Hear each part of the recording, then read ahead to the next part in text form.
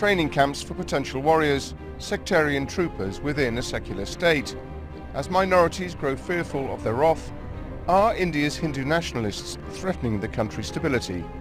We asked journalist Mandakini Garlot to investigate.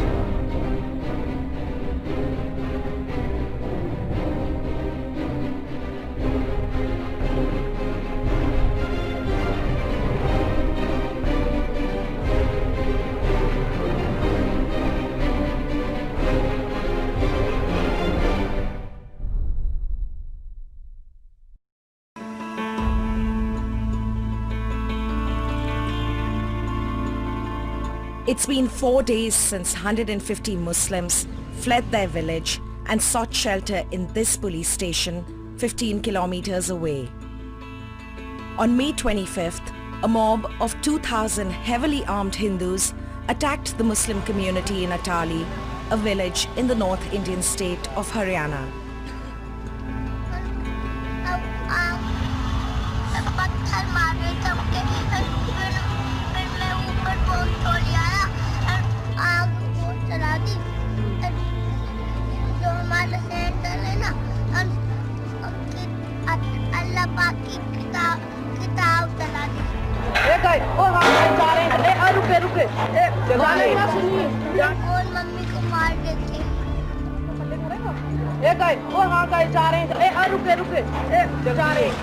The local Hindu community opposed plans to build a mosque in the village.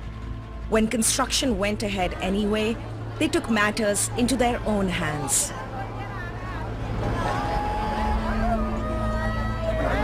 देखो कैसा मारा है देखो लील डलने हैं कभी डंडे बरसाएं पत्थर बजाएं. Ishaq Nambardar has spent the last 4 days mediating with the police to try and secure protection for his community.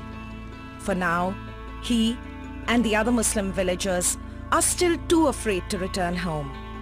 देखो मैंने दरवाजे से झाँक कर तो किसी के हाथ में तलवार, किसी के हाथ में कट्टा, मार दो, काट दो, इन मुल्लों को, कटुओं को मार दो. प्रशासन तो हमारे को यही है कि भाई तुम गांव जाओ, शांति बनी हुई है, शांति बनी हुई है. प्रशासन के सामने ही जब वो 2-3 बार झगड़े हो चुके हैं, जिस दिन ये झगड़ा हुआ था उस दिन भी पुलिस मौजूद थी वहाँ पर. आपको ये कैसे पता कि ये हिंदू हैं? कुछ नारे बोल रहे थे वो हर हर महादेव और क्या क्या इस तरीके से लगा रहे थे. Most of the Muslim-owned houses and businesses in Atali have now been completely destroyed. There's still a lot of police everywhere, the police and the paramilitary, there's barricades everywhere, still a lot of tension in the air. The police will be deployed here in unusually large numbers over the next few months. But the battle lines are now clearly drawn, and many fear tensions may boil over into violence again.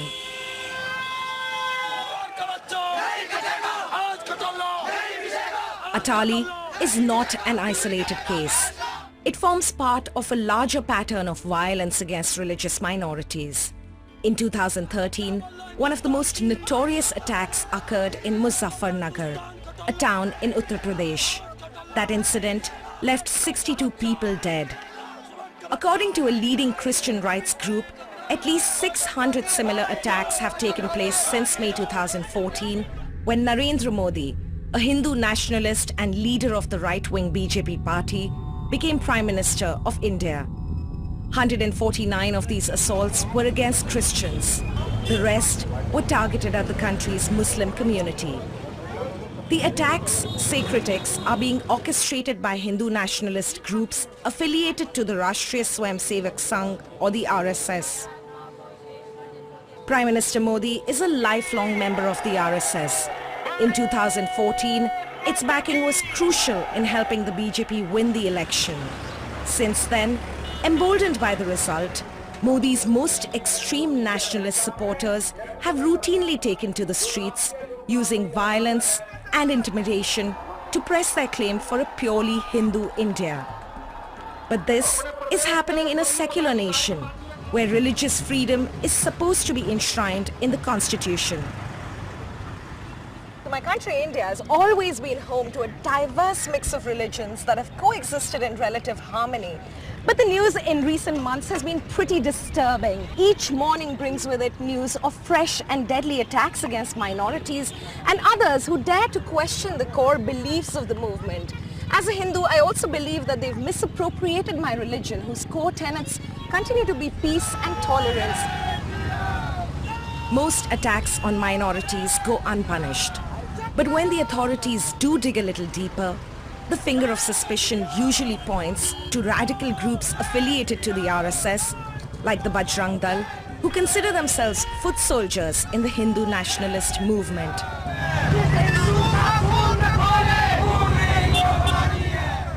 The group is well known for its violent demonstrations. Today, they are patrolling the historic city of Agra, where they hope to stop cows from being butchered. For Hindus, the cow is a sacred animal.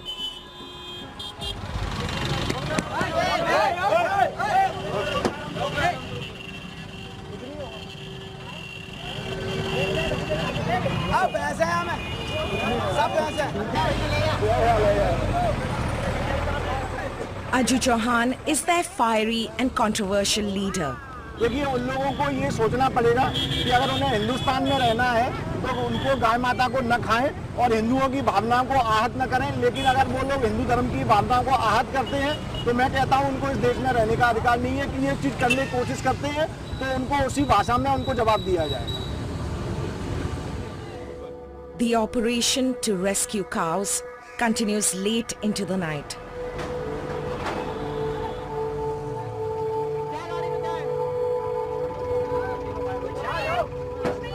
उन्हें पकड़ के हम यहाँ धुलाई कर देंगे अच्छी तरीके से, जान से नहीं मारेंगे लेकिन उस लेवल तक कर देंगे कि वो कम से कम आगे गाय को पकड़ने से पहले 10 बार सोचे। इस हालत में करके उसको फिर पुलिस को दे देते हैं। Tonight, their hopes are dashed by the arrival of the police. Authorities have kept a close eye on the Bajrang Dal ever since a similar operation turned violent 15 days ago. After his group attacked Muslim truck drivers for transporting cows, Aju had to spend a night in jail. But the crackdown has done little to restrain them. Bajrang Dal does not limit itself to ambushing truck drivers. Aju rose to national fame in December 2014 when he was accused of orchestrating the forced religious conversion of a group of Muslim ragpickers. An incident that was picked up by the national media and triggered a huge controversy. Since then, hundreds more of these conversions have taken place across the country. Like all radical Hindu nationalists, the young men of Bajrang Dal draw on the ideology of the RSS. The organization promotes these views at training camps across the country, such as this one in Uttar Pradesh. 500 students have spent the last 21 days here receiving training in RSS doctrine. They've also been taught how to handle weapons. Today, they're preparing to put their new skills on display at a military-style passing out parade. The RSS is notoriously wary of the media, but with a little help from Aju Chauhan, we were given access to the ceremony. ये जो RSS और बजरंग दल है उसमें मोटा-मोटा अंतर क्या है?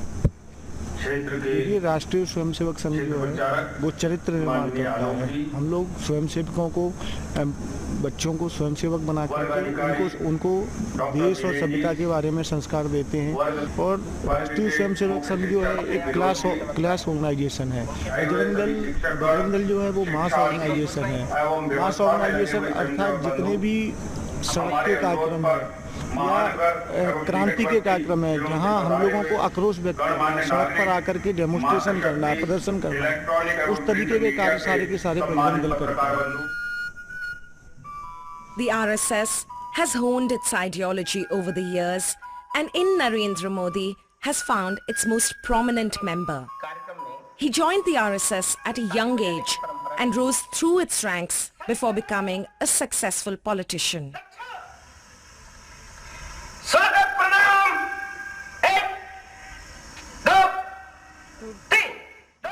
Despite attempts to publicly distance himself from the organization, RSS members believe Modi is a leader who will help promote Hindu supremacy. He has come under regular fire for his links to the nationalist organization, most recently for attending an RSS conclave where, amongst other things, the country's foreign and economic policies were discussed. The Congress has alleged that the meet is a violation of the Constitution and the government a puppet in the hands of the RSS. The RSS is well known for its chauvinistic military displays, and they do so under a saffron banner designed to resemble the robes traditionally worn by Hindu religious leaders. As a result, attempts by Hindu nationalists to influence public policy are often referred to as saffronization. Amongst the nations that the RSS admires the most is Israel. छोटी सी भूमि है फिलिस्तीन की, उस सारी भूमि को उन्होंने अपने परिश्रम के बलबूते पर आज बिल्कुल उपवन बना दिया है। हम देश के अधिकतर लोगों में नागरिक गुण विकसित करना चाहते हैं। हम सारे देश को बना लेंगे क्या? ऐसा भी नहीं है, बिल्कुल गलतफहमी हमें नहीं है। हम तो कहते हैं कि 3% लोग केवल हमारे इस विचार में इस तरह लाइनों में बैठना शुरू कर दें, हम सारे देश का चित्र बदल देंगे।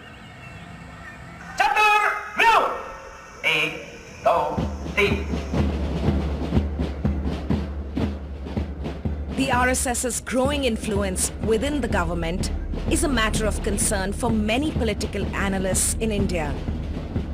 Gurpreet Mahajan is a professor at the Center for Political Studies. She's convinced that the Hindu movement is determined to have a greater say in how the Modi government shapes policy in the coming years. You know, these groups have always been very close to the Bharatiya Janata Party. And so there is a kind of relationship between them, and they do work for them during political election processes and so on and so forth. So they have high expectation once the government, with which they are closely linked, comes to power. So they have expectations. We have yet to see how far they'll be able to go and what concessions they can possibly get. Mahajan is tracking the developments closely and believes that the RSS will seize the opportunity to shape the minds of future generations. There has always been a concern that, if you have an ideological party with an ideological agenda, they may wish to communicate that through the education. And we are seeing the same kind of concern being expressed now.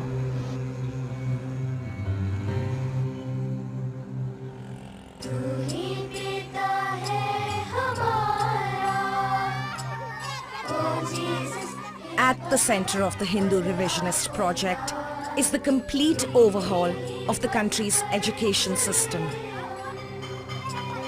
Gujarat is a very interesting model. Many people consider the state a laboratory for the gradual saffronization of India's education policy. Hello. In June 2014, the Gujarat government introduced a set of 10 textbooks for primary schools. They were immediately criticized for their biased interpretation of history and geopolitics.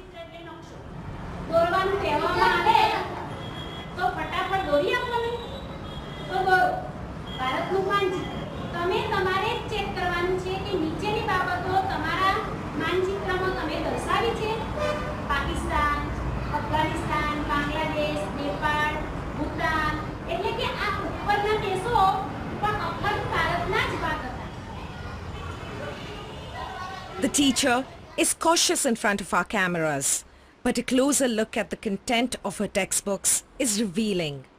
Most lessons revolve around the idea of Indian supremacy. For example, on page 22 of a book called Prerna 3, there's a very interesting story about how God created the world. He was making bread and he took it out of the oven too early, and that's how white people were created. The second time round, he left it in the oven too long, and that's how Negroes were born. The book uses the word Negro. And then the last time round, he learned from his 2 previous mistakes and took the bread out just in time, and that's how Indians were created. The books were written by a prominent RSS member and ideologue, Dinanath Batra. Since the BJP was elected, Batra has been appointed to a committee making recommendations on the country's new education policy. Mughals or Mohammedans, a sword in one hand and the Quran in another, they tried to convert Hindus into Muslims. But Christians did not use the sword. They used education. In our history books, there are no points to be proud of. So our glorious chapters are diminished and they are not in sight. So I want Saffronization of the whole country and whole education. Do you think each and every textbook being used in Indian schools today should be rewritten? Yes. Prime Minister Modi has repeatedly tried to distance himself from the more radical elements within the Hindu movement. He has also tried to crack down on his colleagues in parliament who have become controversial for their views. मेरी सरकार का एक ही धर्म है, India first. मेरी सरकार का एक ही धर्म है, भारत का संविधान। मेरी सरकार का एक ही धर्म ग्रंथ है, भारत का संविधान। मेरी सरकार की एक ही भक्ति है, भारत भक्ति। But it's easier said than done. Some politicians, like Sakshi Maharaj, appear to have built their entire careers around inciting religious disharmony. A lifelong RSS member and self-styled holy man, Maharaj is a hugely influential parliamentarian. He has been at the center of a political storm almost since the beginning of the Modi administration for his vehemently sectarian views. मुझे लगता है कि जो इस राष्ट्र का सम्मान नहीं कर सकते, ऐसे लोगों को हिंदुस्तान में रहने का अधिकार नहीं है, रास्ता खुला हुआ पाकिस्तान जा सकते हैं। But Maharaj doesn't see his words as controversial. मैं तो एक संत हूँ, भगवा मेरे वस्त्र हैं, सारे विश्व को शांति का संदेश हिंदुस्तान ने दिया। अगर कोई व्यक्ति मेरी बात की बोली लगाता है, मुझे गलत कहता है, तो मैं खुदा से डरता हूँ, इस दुनिया में किसी से नहीं डरता, क्योंकि मैं सच्चे रास्ते पर हूँ, मैंने गलत कहा ही नहीं। His party might disagree. The BJP recently put him on notice for making statements that incite hatred. At a rally later that afternoon, he chooses instead to speak of Islamic terrorism. अब तो Muslim country Dubai की छाती पर खड़े होके नरेंद्र भाई मोदी ने सारे विश्व को दो हिस्सों में बांट दिया। मोदी जी ने कहा एक वो लोग होंगे जो मानवता के पोषक होंगे, जो मानवतावादी होंगे, जो मानवता के रक्षक होंगे, एक वो होंगे आतंकवादी होंगे, आतंकवाद का संरक्षण देने वाले होंगे। इन दोनों के बीच में युद्ध होगा और आतंकवादी मारे जाएंगे, मारे जाएंगे। वंदे वंदे। Maharaj makes no bones about his view that terrorism stems from the Muslim community. A message that also resonates within these walls where a very special camp is underway. It's barely dawn, but here in Bareilly, a small town in Uttar Pradesh, the day has already begun. First, it's time for the traditional Hindu prayer.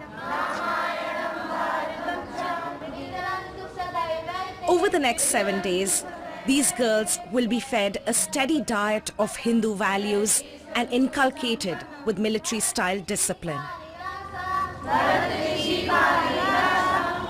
So we're at the Durga Vahini camp for young Hindu girls. Literally translated, it means the army of Durga.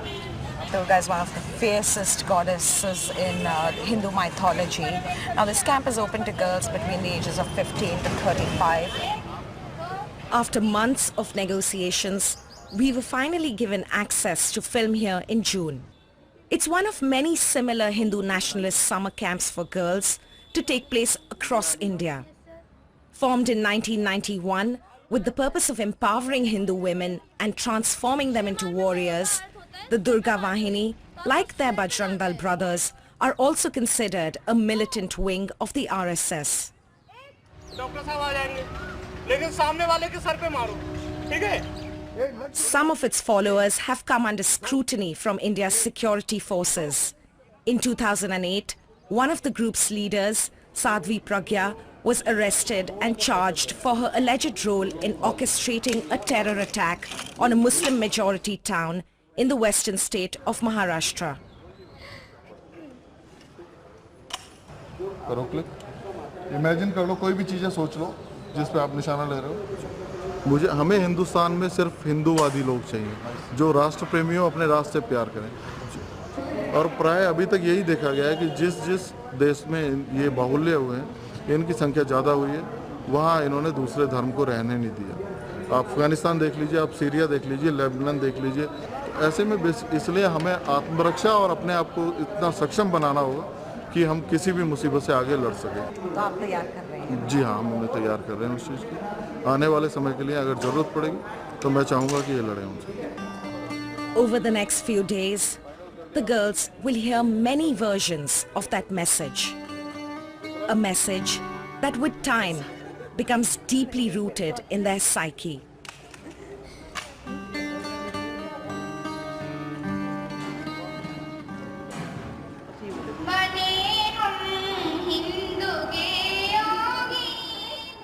Most of these girls will be married in a few years, and Durga Vahini is determined to teach them what to keep in mind when the time comes. पर जैसे आप ये camp को किस नज़रिए से देखते हैं? ये हिंदू संगठन से, मतलब हिंदुओं को संगठित होना चाहिए, हिंदुओं की लड़कियों ने एक साथ रहना चाहिए, उन्हें वो सब क्यों ज़रूरी है? क्योंकि आजकल तुम्हें पता ही है मॉमडेंस कितना मतलब वो कर रहे हैं। कोई भी हो, मतलब वैसे मॉमडेंस हैं, क्रिश्चियंस हैं, ऐसे उनके भी तो अपने संगठन होते हैं, तो हमारा भी होना चाहिए। और वो मतलब कोई ISI संगठन सुना होगा आपने, वहाँ से पैसा आता है उनके लिए, हिंदू लड़कियों को मुसलमान बनाने के लिए। पता है, 1 घर और 1 लाख रुपए पता नहीं ऐसे कुछ मिलता है। और उसके बाद वो मतलब उससे फिर वो पता है करते क्या है, मतलब शादी की तो उसके बाद बच्चे पैदा किए, उसके बाद तलाक दे देते हैं, या फिर मतलब उसे मतलब ऐसे ही रखते हैं शोषण करने के लिए, मतलब उसका टॉर्चर करते हैं उसे, बेच भी देते हैं अरब देशों में, और बहुत मतलब वो करते हैं। आपको भी ये सब कैसे पता चला? हमें दुर्गा वाहिनी से ही पता चला। Their words echo the beliefs of the men who are shaping their minds. Speaking to the girls today is Ishwari Prasad, a local leader with the right-wing Hindu group, the Vishwa Hindu Parishad. बोलो भाई, किसी हिंदू को मुसलमान के साथ शादी करना या ईसाई के साथ शादी करना ठीक है, गलत है?